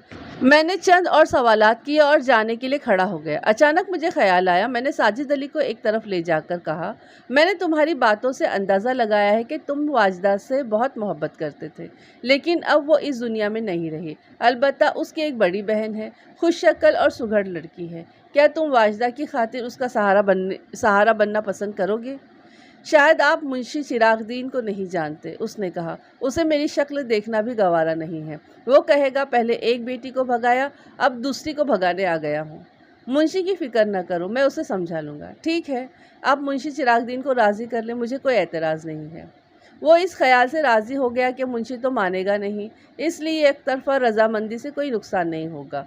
मैं उसी वक्त मुंशी चिरागदीन के पास गया और उसे सारी बात समझाई और राज़ी कर लिया। जाने से पहले मैंने राहिला को भी ये खुशखबरी सुना दी, लेकिन उसे मेरी बात पर यकीन नहीं आया। चूँकि इस मामले का असल वाक़े से बराह रास्त कोई ताल्लुक़ नहीं था, इसलिए मैं यहीं छोड़ता हूँ।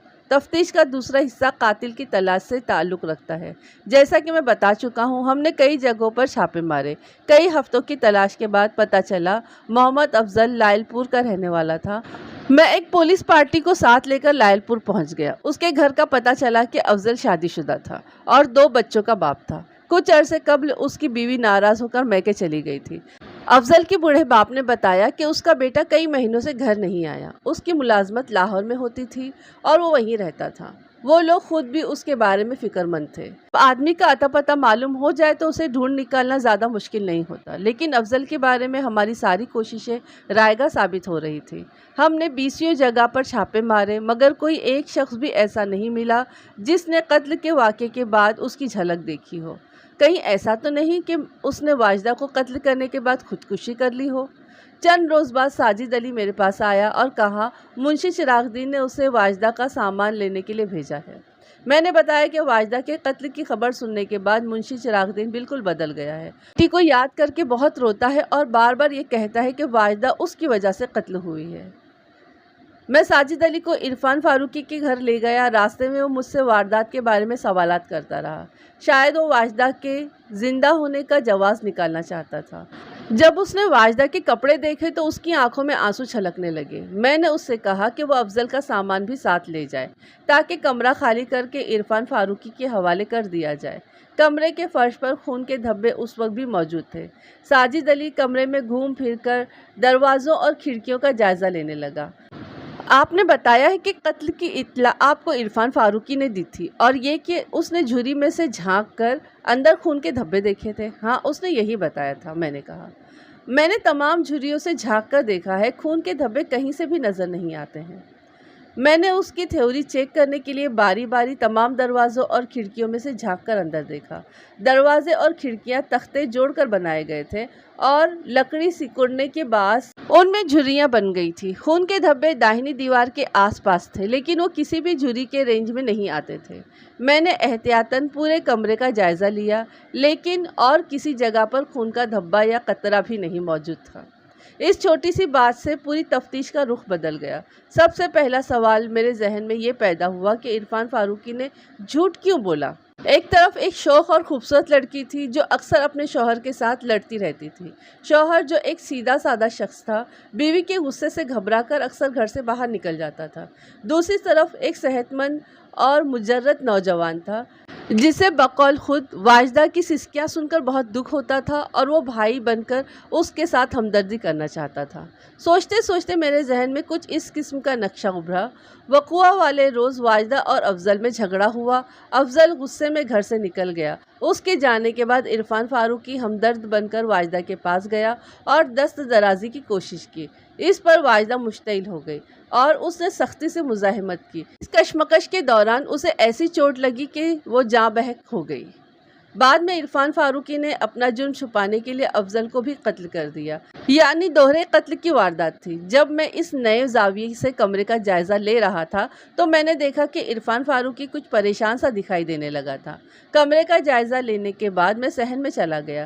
صحن میں اینٹیں لگی ہوئی تھی لیکن ان پر پلسٹر وغیرہ نہیں کیا گیا تھا۔ میں نے خود سے سوال کیا کہ کیا لاش چھپانے کے لیے صحن بہترین جگہ نہیں ہے؟ شروع میں اس لیے اس طرف خیال نہیں گیا کہ صحن میں عرفان فاروقی موجود تھا اور اس وقت تک ہمیں اس پر ذرا بھی شبہ نہیں تھا۔ میں نے اسے قریب بلایا اور خاموشی سے وہ گھورنے لگا۔ وہ نظریں چراتے ہوئے بولا، کیا بات ہے ملک صاحب، آپ مجھے اس طرح کیوں گھور رہے ہیں؟ میں نے اس کے کندھے پر ہاتھ رکھتے ہوئے نرم لہجے میں کہا، عرفان، جب میں کوئی قتل کا کیس حل کر لیتا ہوں تو مجھے اس کی تہہ تک پہنچنے میں ذرا بھی دیر نہیں لگتی۔ اس لیے یہ زیادہ بہتر ہوگا کہ تم خود ہی سب کچھ بتا دو۔ تم پڑھے لکھے آدمی ہو، ہمارے فارمولے کے سامنے زیادہ دیر نہیں ٹھہر سکو گے۔ اس کی ٹانگیں کانپنے لگی۔ بولا، میں آپ کا مطلب نہیں سمجھا۔ میں نے ایک زوردار تھپڑ اس کے منہ پہ مارا۔ لاشیں کہاں ہیں؟ میں نے کہا، میں قاتلوں کے ساتھ نرمی نہیں کیا کرتا۔ خود ہی بتا دو کہ صحن کا کون سا کونا کھودنا ہے۔ مجھے کچھ نہیں پتا جی، آپ خواہ مخواہ۔ میں اسے پکڑ کر دروازے کے قریب لے گیا اور پوچھا، اس نے کون سی جھری سے اندر جھانکا تھا؟ پہلے اس نے صحن کے دروازے کی طرف اشارہ کیا، لیکن جب اس نے میرے کہنے پر دروازہ بند کر کے جھری میں سے جھانکا تو وہاں سے وہ جگہ نظر نہیں آئی جہاں خون کے دھبے تھے۔ اس پر اس نے باہر والے دروازے کا نام لیا۔ وہاں بھی تجربہ ناکام رہا۔ پھر کھڑکیوں کی باری آئی، ان کی جھریوں سے بھی مذکورہ جگہ نظر نہیں آئی۔ تب اس نے ہاتھ جوڑ دیے، بولا، میں بے قصور ہوں ملک صاحب۔ میں نے 2 مزدور بلوائے اور صحن کی کھدائی شروع کر دی۔ 2.5 گھنٹے کی محنت کے بعد صحن کے نیچے سے افضل کی لاش برآمد ہوئی، لیکن واجدہ کی لاش کا کچھ پتہ نہیں چلا۔ عرفان فاروقی کو میں نے ایک تگڑے سے حوالدار کے سپرد کر دیا۔ شام تک اس نے افضل کی لاش کو دفن کرنے کا اقرار کر لیا، لیکن قتل کی ذمہ داری قبول نہیں کی۔ اس نے کہا کہ افضل کو واجدہ نے قتل کیا ہے۔ دونوں میں جھگڑا ہو گیا تھا اور واجدہ نے اس کے سر پر کوئی چیز دے ماری تھی جس سے وہ ہلاک ہو گیا۔ واجدہ نے اس سے مدد کی درخواست کی تو وہ انکار نہیں کر سکا۔ دونوں نے مل کر لاش کو دفن کیا اور واجدہ پہلی بس میں بیٹھ کر قصبے سے رخصت ہو گئی۔ جو کہانی تم نے پہلے سنائی تھی وہ کس کے دماغ کی اختراع تھی؟ میں نے پوچھا۔ یہ کہانی مجھے واجدہ نے ہی سمجھائی تھی، عرفان فاروقی نے کہا۔ اس کا خیال تھا کہ آپ لوگ افضل کو تلاش کرتے رہیں گے اور چونکہ وہ کبھی نہیں ملے گا لہٰذا کیس دب جائے گا۔ ہم نے اس پر بہت دباؤ ڈالا، کئی طریقے آزمائے، لیکن وہ بیان بدلنے پر تیار نہ ہوا۔ واجدہ کے سینڈل کے بارے میں اس نے لا علمی کا اظہار کیا۔ میرا خیال یہ تھا کہ اس نے واجدہ کی لاش کسی دوسری جگہ دفنائی تھی اور شروع ہی میں یہ سوچ لیا تھا کہ اگر ایک لاش برآمد ہو گئی تو وہ دوسرے کو قاتل قرار دے کر اپنے آپ کو بچانے کی کوشش کرے گا۔ تیسرے روز میں نے ایک ASI کو سیالکوٹ بھیجا اور کہا کہ وہ عرفان فاروقی کے گھر کے بارے میں سب سنگن لے کر آئے۔ 2 روز بعد ASI واپس آیا، اس کے ساتھ 2 عورتیں بھی تھیں۔ ایک تو عرفان فاروقی کی بھابھی تھی اور دوسری کا جب میں نے چہرہ دیکھا تو دنگ رہ گیا۔ وہ واجدہ تھی۔ اس کے چہرے پر کوئی تاثر نہیں تھا، نہ گھبراہٹ نہ پریشانی، یوں لگتا تھا کہ وہ بہت تھک چکی ہے۔ اس کے بال پراگندہ اور چہرہ گرد آلود تھا، اس کے باوجود اس کی خوبصورتی میں کوئی فرق نہیں آیا۔ تھانے دار صاحب، مجھے پتا تھا کہ میرا انجام یہی ہوگا، اس نے تھکے تھکے لہجے میں کہا۔ کیا افضل کو تم نے قتل کیا ہے؟ میں نے پوچھا۔ اس کے ہونٹ کپ کپانے لگے، رندھی ہوئی آواز میں بولی، ہاں افضل کو میں نے قتل کیا ہے۔ اس نے میرے ساتھ دھوکہ کیا تھا۔ اس نے کہا تھا کہ اس کی شادی نہیں ہوئی ہے جبکہ اس کی بیوی موجود تھی، اب بھی ہے، شاید بچے بھی ہیں۔ اب میں اور کوئی تجربہ نہیں کرنا چاہتی۔ میرے ابا ٹھیک ہی کہتے تھے، عورت کا خوبصورت ہونا ایک فتنہ ہے، اپنے لیے بھی اور دوسروں کے لیے بھی، خاص طور پر وہ عورت جس کی پشت پر کوئی نہ ہو، جس کے سر پر کوئی چھت نہ ہو، جو چھت کی تلاش میں سرگرداں ہو، اسے ہر مرد دھوکہ دے جاتا ہے۔ وہ دونوں ہاتھوں میں منہ چھپا کر رونے لگی۔ عرفان فاروقی اس معاملے میں کس حد تک ملوث ہے؟ میں نے اس سے پوچھا۔ وہ اس معاملے میں ملوث نہیں ہے، اسے چھوڑ دے، جو کچھ کیا ہے میں نے کیا ہے۔ میں نے عرفان فاروقی کو حوالات سے اپنے کمرے میں بلوایا، اسے واجدہ کی ایک جھلک دکھائی، پھر واجدہ کو دوسرے کمرے میں بھیج دیا۔ جناب، نیا بیان لکھوانا چاہتا ہوں میں، عرفان فاروقی نے کہا۔ کیا مطلب؟ میں نے پوچھا۔ افضل کو میں نے قتل کیا ہے۔ کیا بکتے ہو؟ میں نے غصے سے کہا۔ واجدہ اقبال جرم کر چکی ہے۔ نہیں جناب، قتل میں نے کیا ہے، واجدہ بے قصور ہے۔ میں حلفیہ بیان دینے کو تیار ہوں۔ پہلے میں نے اس لیے جھوٹ بولا تھا کہ واجدہ محفوظ تھی۔ میں نے سوچا کہ اس طرح میں بھی بچ جاؤں گا اور وہ بھی بچ جائے گی۔ اگر ہمیں تھوڑی سی مہلت مل جاتی تو ہم کہیں دور چلے جاتے، لیکن اب جھوٹ بولنے کا کوئی فائدہ نہیں۔ میں اس قتل کی ایک ایک تفصیل آپ کو بتا سکتا ہوں۔ آپ میرے خلاف پرچہ چاک کریں۔ اچھا، کیا تفصیل ہے قتل کی؟ بات یہ ہے جناب کہ جب واجدہ کو معلوم ہوا کہ افضل کی پہلی بیوی موجود ہے تو اس نے اس سے طلاق کا مطالبہ شروع کر دیا، لیکن وہ طلاق دینے پر تیار نہیں تھا۔ اس دوران میں میرے واجدہ کے ساتھ کافی قریبی مراسم ہو گئے تھے اور ہم نے ایک دوسرے کو پسند کرنا شروع کر دیا تھا۔ واجدہ نے کہا تھا کہ وہ افضل سے طلاق لے کر میرے ساتھ شادی کر لے گی۔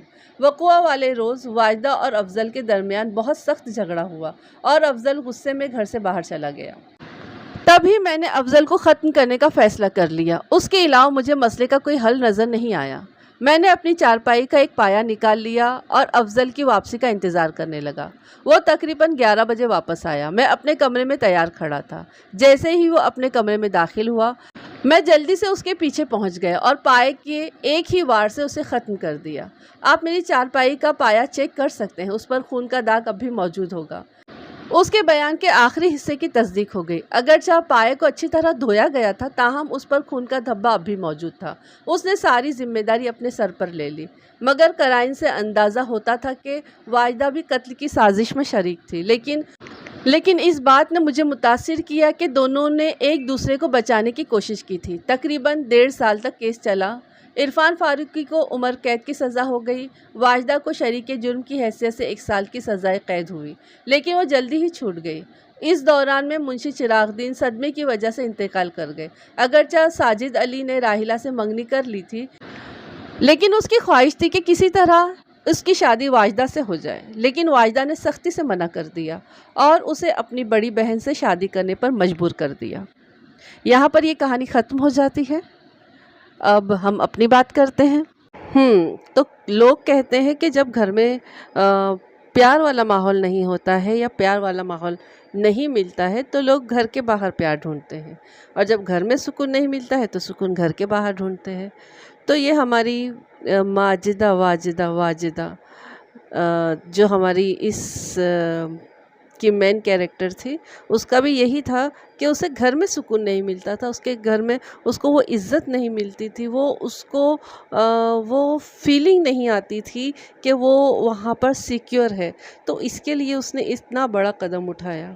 ہمت بھی تھی کہ کسی ٹیچر کے پاس جانا، اس کو پہلے اپنے باتوں میں الجھانا، اپنی کہانی سنانا، پھر اس سے کہنا کہ وہ اس کے ماموں کے گھر چھوڑ آئے اس کو، اور اس کو وہاں لے جا کر کہنا کہ یہاں تو میرے کوئی ماموں ہی نہیں رہتے ہیں۔ اللہ، پھر اس نے بھی تو سمجھ اس کی منگنی ہو رکھی تھی، تو وہ بھی شادی کرنے سے معذور تھا کہ شادی تو کر لے گا اس سے، لیکن وہ دوسری شادی بھی کرنا چاہتا تھا۔ تو اس کو یہ چیز پسند نہیں تھی کہ جو اس کا یہ تھا کہ واجدہ کا کہ جو چیز اس کی ہے وہ صرف اس کی ہے، وہ اس میں کسی کی شراکت برداشت نہیں کر سکتی تھی۔ تو اس نے اس کو چھوڑ دی، اس کے شاید طلاق لے لی اس سے، اور پھر جب دوسری بار اس نے شادی کی، میرے خیال سے پہلے تو اس نے شاید شادی ہی نہیں کیا تھا، اور جب بعد میں شادی کی تو اس کا بھی وہی نکلا کہ وہ پہلے سے شادی شدہ تھا۔ اس بات پر جھگڑے ہوتے تھے، تو لوگوں نے پھر اس نے تو نہیں کی، لیکن افضل نے اس کو قتل کر دیا، ہو سکتا اس میں شامل ہو، لیکن افضل کو اس نے پھر قتل کر دیا۔ کیا نام تھا اس کا؟ میں تو نام بھی بھول گئی اس کا۔ ہاں، تو پھر اس نے اس کو قتل کر دیا اور اس کی لاش کو اپنے گھر کے ہی صحن میں اس کو دفنا دیا۔ اور یہ ہمارے ملک صاحب پوری دنیا ڈھونڈتے بیٹھے بیچارے کہ جہاں کہیں مل جائے وہاں جہاں کہیں نرم زمین دکھے اس کو کھودو اور لاش کی تلاش کرو، لیکن لاش وہاں ہو تو ملے۔ اور وہ تو یہ سوچے تھے کہ دونوں قتل ہو چکے ہیں، لیکن دونوں تو قتل نہیں ہوئے تھے، ایک تو صحیح سلامت تھی ہماری ہیروئن صاحبہ، لیکن بعد میں بہت بدل گئی وہ۔ اللہ تعالیٰ نے اس کو ہدایت دے دی، اور وہ ان سارے جھمیلوں میں اسے یہ بات سمجھ میں آ گئی کہ کتنا بھی ہم گھر سے اپنے بھاگ لے، کتنا بھی دوسروں کی پناہ چاہ لے، لیکن کوئی مخلص جلدی آسانی سے ملتا نہیں ہے اس دنیا میں۔ ہاں، اور ان کے جو ابا جی منشی صاحب تھے وہ تو تھے ہی سخت. اتنا بھی نہیں ہونا چاہیے انسان کو. کہتے ہیں کہ اتنے بھی نرم نہیں بنو کہ لوگ نگل جائے، اتنا بھی تم سخت مت بنو کہ لوگ تمہارے سے دور بھاگنے لگے. یا پھر بغاوت، بچوں کے ساتھ میں سختی کی جاتی تو پھر وہ اکثر باغی ہو جاتے ہیں. اور اس طرح کی سختی کہ مطلب کہ لڑکیوں کو کہ اتنے اچھے اچھے رشتہ آنے کے بعد وہ صرف اس بات پر وہ کرتے تھے کہ دیندار نہیں ہے. ارے دیندار تو انسان ہو ہی جاتا ہے، اللہ تعالیٰ کو یہ ہدایت جب مل جاتی ہے تو انسان کو اس راستے پر آنے میں دیر نہیں لگتی ہے. لیکن تم عمر سے ان سے دگنی تگنی عمر کے مردوں سے شادی کرانے کا سوچیں گے تو لڑکیوں کی بھی تو کچھ خواہشیں ہوتی ہے کہ نہیں. اور کون ہے؟ بس ہاں، اس کی جو بڑی بہن تھی وہ بیچاری بالکل سمپل سیدھی سادی سی تھی. کتنا ڈر گئی تھی جب وہ ملک صاحب جب گھر میں آئے تھے تب وہ کتنا ڈر گئی تھی. اللہ، ان کو پچھلے دروازے سے وہ بھگا رہی تھی. وہ تو ملک صاحب ہیں، اس کے لیے انہوں نے ان کے منشی صاحب کو ہی سیدھا کر دیا. چلو، لیکن منشی صاحب بھی باپ ہوتا ہے. بیٹی کا صدمہ اتنا لگا کہ وہ اپنی جان سے ہی چلے گئے. کہتے ہیں باپ سخت وہ ہوتا ہے لیکن بچوں کی محبت ہوتی ہے، اور اکثر باپوں کو بیٹیوں سے کچھ زیادہ ہی محبت ہوتی ہے. حالانکہ وہ سخت تھے بیٹیوں سے لیکن محبت بھی کرتے تھے وہ بیٹی سے. ان کو یہ تھا کہ میں اتنی سختی کروں گا، جو بھی کروں گا تو میری بیٹیاں صحیح رہیں گی. اور دوسرا کہ انہوں نے اس کو گھر پہ نہیں لیا تھا، ان کو یہ لگا تھا کہ وہ سدھر جائے، سنبھل جائے، اور پھر وہ گھر پر آ کے مجھ سے معافی مانگ لے تو میں اس کو گھر میں لے لوں گا. لیکن وہ بھی تو بلا کی خوددار لڑکی تھی، واپس ہی نہیں آئی اپنے باپ کے پاس. چلیے دیکھیے آپ لوگ، سنیے اسے. آپ لوگوں نے پہلے بھی سنا ہوگا شاید، تو اسے سنیے اور لائک کریے، کمنٹس لکھیے، شیئر کریے، اور مجھے دعاؤں میں یاد رکھیے. اپنا خیال رکھیے. ایسے ہی ہم کو سبق آموز کہانیاں سنتے رہنا چاہیے تاکہ ہمیں دوسروں کی اصلاح اور خود کی اصلاح کا اللہ تعالیٰ موقع دیتا رہے. تو آپ لوگ سب سنیے اور لائک کریے. ملتے ہیں اگلی کہانی کے ساتھ میں بہت جلد. السلام علیکم. اللہ حافظ.